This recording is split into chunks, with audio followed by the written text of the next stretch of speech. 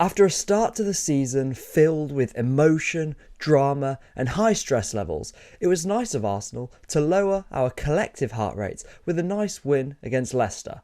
Right? The stats would tell you that was the case, but no, we don't do that here. The game became much more dramatic than any of us would have probably have hoped, but in today's tactical analysis, I'm here to focus on the performance, one which gives us a heck of a lot to be excited about. Welcome back to the Harvey Gratian YouTube channel. I'm so glad you found us or have joined us once again, and in today's video we're going to focus on Arsenal's fluid fullback pairing, the freedom of our in-possession rotations, finding balance on the pitch, Declan Rice's changed role, and many other details along the way. But we're going to start with Arsenal's fluid fullbacks, and with Ben White injured, it was the Calafiori Timber fullback pairing for the second week running. As many of you know, I've been really excited for this potential combination, mainly because of the fluidity it gives our system. Let me explain. Essentially, Timber and Calafiori are both able to invert into midfield, are both able to occupy those higher pockets between the lines, and are both able to hold the width and push our wingers in field. This creates an incredibly interchangeable, constantly rotating on-pitch dynamic on either flank, and I'm going to take you through the effects of that on both our left and right-hand sides today, starting with Riccardo Calafiori in the left-hand side. This was our base shape, again to remind you, that 4-2-4 or 4-2-2-2. Calafiori beginning stationed as that left back here, but as we know, he loves to move, and it wasn't just our more advanced shapes in possession that he showed this off. This is a rotation that with Declan Rice has become really familiar to us, and one that we predicted in the Calafiori scouting report. Rice filing out to left back with Calafiori here joining Partey in the pivot. But we also saw Calafiori occupy the pivot alongside Declan Rice in our 3-2 base, with Partey here shuttled out to right centre back. Another dynamic we noted in that scouting report was Calafiori's ability to be an outball from the left flank. Here, starting in that 4-2 foundation, Trossard's repositioning lower is the trigger then for Calafiori to charge unmarked over the top, and you can see how this sort of gallivanting, for want of a better word, for Riccardo Calafiori is really maximised with Declan Rice in more of a quarterback role, but more on that later. Calafiori needs to be allowed to roam, to dart and to burst into spaces, opening up holes for others and be a real disorganising force. Heck, here we even saw him in a typical right centre mid slot, but versus Leicester, Calafiori's real upside, I think, came in the rotations he was part of further upfield. Look at how we are able to progress the ball here. We create this left-hand sided box with Declan Rice deep and Calafiori outside of him. Trossard is between the lines in his free false 90 role, and Martinelli is out wide. Then we rotate sort of clockwise. Rice swings out wide, Trossard hinges lower, Calafiori dashes on the outside, pushing Martinelli on the inside. And then this next bit of the sequence here, we saw from Calafiori often yesterday, driving with the ball on the inside, creating space for others suddenly outside of him. The space opens up for Rice, and we form our typical final third shape, a 2-3-5, and we've pivoted the system to fit the left-hand side dynamics, with Calafiori in that high pocket on the underlap, and Timber then tucking in to a midfield 3 next to Partey and Declan Rice. Martinelli has actually also rotated with Leandro Trossard here, but this Rice-Calafiori dynamic is the key. We'll get onto the balance of these rotations when we talk about Declan Rice later, but here you see Rice then going into that higher pocket and Calafiori this time hanging back, a real interchangeable rotation. Rice, increasingly far away from Partey, has been risky in the past because of the turnovers. We saw that against Aston Villa and Morgan Rogers, and it's why it's vital that we pick our moments, and Calafiori and Rice pick their moments to rotate.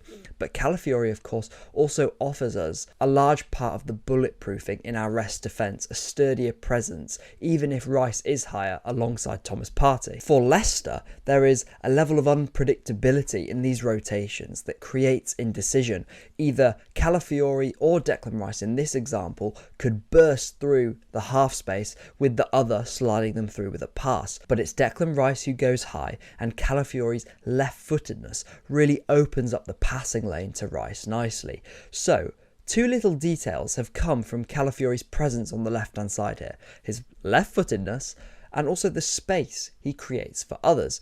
Here we see that speedy and more reliable access to Gabriel Martinelli that a left footer enables, and something Merino with his clean and intuitive releases will really double down upon. But there is also the space Calafiori creates for others. This is another example of him carrying the ball on the inside, opening up the space back out on the wing to set up a 1v1. This can happen the other way round. Here we can actually have Calafiori holding the width. Again, he's able to occupy numerous zones, creating little pockets here for Raheem Sterling to move into, where he's a really dangerous operator, as we've already seen in his short time in an Arsenal shirt. But Calafiori as well is a genuine threat, holding that width here, giving you a strong-footed overlap, pushing our left winger closer to goal, and the seamlessness of these rotations against Leicester prove that these relationships are really being built on the pitch. Here, for example, Calafiori takes up a position in the pivot and Martinelli immediately dashes in behind. Trossard drops lower to draw out Wout Faes and ensure that Martinelli has a 1v1 against James Justin. And again, that shows a real cohesion to our left-hand sided play. But this is what sums up the fluidity, the unpredictability that Calafiori gives you. He carries and then releases Martinelli with his right foot. Again, this is meant to be his weak foot, but these qualities are what makes Calafiori able to occupy so many different zones on the pitch.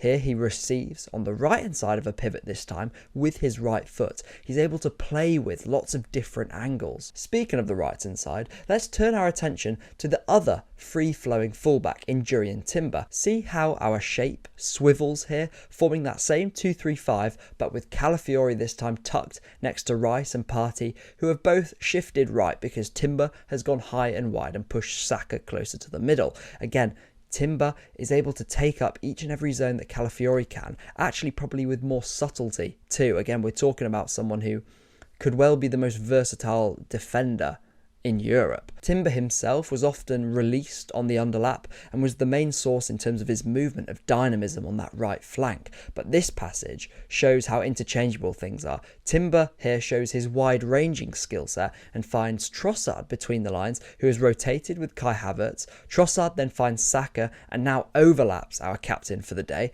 crossing for Havertz in the middle. And we've got Kai Havertz platformed in the middle of the box here. Saka has been given runners and Timber shows his usage across the thirds. That's why I like this example a lot. The one thing I did want to see more of though from our rotations against Leicester was Saka on the inside more. And I have to clear up what I mean by this, because sure, this did happen on numerous occasions, often with Havertz floating to the right wing or Timber pushing high and wide, or sometimes even Trossard helping out. But I just feel we can do it with Saka as more the focal point, if that makes sense, of these rotations. The centerpiece with the aim to create space for him. This is kind of what I'm talking about. Timber here shows off what he can bring to the final third, that subtlety, that ambitiousness to pull things off, similar to Calafiori. And this almost takes the Leicester defender's eyes off Bukayo Saka momentarily, and he pulls into space to get a shot off, with the end result being that Havertz chance at the back post. Now let's also get this right, that Saka was really unfortunate yesterday to not cash in on any goal contributions, and for me was totally our best player on the pitch. But there is still that itch to get him dominating the space in the middle a bit more, having the pitch opened up to him where he can pick out balls like this one to Martinelli here, and this came off a high turnover incidentally. But overall, as a side now, this Arsenal team has a lot of fluidity across the thirds, and even though this will never come in the same quantity against a team like Manchester City or a team like Spurs, those bigger games that at times require a bit more rigidity, you still see it bubbling away in these contests. And at times against Leicester, there was almost complete freedom at points. And the way this transitions from initially our build-up, creating a flexible build-up, and now increasingly seeing that in the final third in our front line, was something that I foreshadowed last season when we were speaking really about the fluid build-up that we were creating from January onwards. But that's a lot on flexibility, on fullbacks. I want to focus now on Declan Rice because I thought his usage for all but 10 minutes of the game against Leicester was the best it's been all season. Let me tell you what I mean. I've made it clear that I see Declan Rice as Arsenal's long-term number 6 in terms of that's where he's going to play his majority of minutes. But we also know he can excel in the left centre mid role, but not when he is restricted to that high left pocket Calafiori was doing a lot of his work in against Leicester. Rice needs to be able to get lower and drive the team up the pitch with him. And we saw that yesterday. This is hard to do against, albeit not the most aggressive off-the-ball side in Leicester, but there were little moments with Rice allowed deeper against Leicester yesterday where he drove and carried us up the field. And more often than not, I would say it was Calafiori higher and Rice deeper in our in-possession shapes. But there just became real moments then of Rice taking control of our build-up, of our in-possession stuff. Here, he opens himself up and plays a big switch to Saka. Again, those switches have been a real nice addition and detail back into our play this season. But why was he able to do this? There is that outside threat from Calafiori, allowing Rice to come back on the inside. The same goes for the amount of half-space crosses he tried to hit in the first half, looking for Havertz at the back post. Again, he was allowed to come back on his right foot. I think Rice deeper is just a much more comfortable dynamic for all involved for the most part, and it allows Rice, like I said, to take control of the build-up, something I don't know about you guys, he was almost quarterbacking against Leicester yesterday, starting deep in the pivot with Thomas Partey, unlocking Calafiori with clips over the top, or receiving on the back foot off Raya like this. Here, Thomas Partey is wide and there is a midfield 3 with Calafiori and Timber actually inverting higher. Rice here receives and can carry, he can pass and just add that energy at the base of our midfield that he can bring to our build-up when he's allowed to. At the start of the second half, I think things were switched up too much. It felt again like Declan Rice was constrained to those higher zones. But after Justin's second goal and equaliser, Rice and Calafiori got more balance to their rotations once more. And when Nwaneri came on for Thomas Partey, again, Rice had that quarterbacking job from the pure number 6 now, receiving off Raya and looking to springboard us forward. To finish, I just want to go over and talk about some details that I noticed from the game. Starting with Gabriel, his positioning across the match in possession was super aggressive, leaving Saliba to deal with Jamie Vardy, which speaks volumes in itself, but it also shows you the growing confidence and development Gabriel has had throughout his time at Arsenal, but how it's continuing on the ball.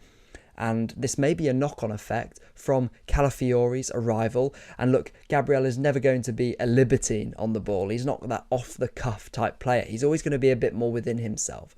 But combine that with the centre-back rotation we saw with Calafiori against Manchester City last week. And there was a moment against Leicester where Gabriel just went on a little wander and dribble through the Leicester lines and releases Martinelli again in behind.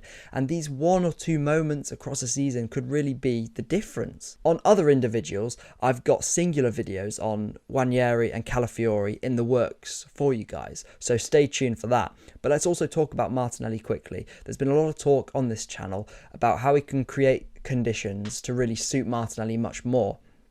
But I think above all, if we take away tactics, if we take away dynamics, the main thing for Gabby is the hunger in his movements have returned for me. His indecision in his movements are on the way out, and there's a relentlessness of running off the shoulder once more, a belief in his ability to run in behind relentlessly and terrorise defences in this way, that out to in run that Sterling equally specialises in. And if that hunger returns, that's a big chunk of Martinelli along with it, on top of the cleaner dynamics with Calafiori, how Calafiori can create space for others, make that left-hand side tick with purpose, with tempo, with rotations, and again, Merino is someone who will fit effortlessly into that as well, able to be a foil for others and movements around him, but also at times just sit on the ball and anchor play on our left-hand side, waiting for space to open up and feeding in runners in behind. And lastly, I just want to talk about pressing high. I found it amusing that for all Arsenal's dominance, 3 of our best and biggest chances in the game came from 3 high turnovers. There were 2 for Martinelli and 1 big chance for Leandro Trossard, and at the other end of the pitch there were a couple of moments where Leicester did try and step onto more of an aggressive press against us. But remember, in the analysis against Spurs, when we spoke about how when Arsenal are forced back against a press transitioning into aggressiveness, into a man-to-man press, we try and stretch the pitch really wide, reorganising our shape to essentially disorganise the opposition. Here we form that stretchy base of 4 again with just a single pivot, and this means if the opposition, as in this case, decide to jump and to close the space that the fullbacks can move into on, then there is a risk that our pivot isn't covered, and here Partey turns and gets us out. But that is my analysis, my tactical analysis for the 4-2 win against Leicester. I only ask you to like, comment and subscribe at the end of the video, because hopefully that means you found it enjoyable or informative in whichever shape, way or form you derive that from. But I've been Harvey Gratian. I've got a lot of content on the way. I'll catch you in the next one. See you later.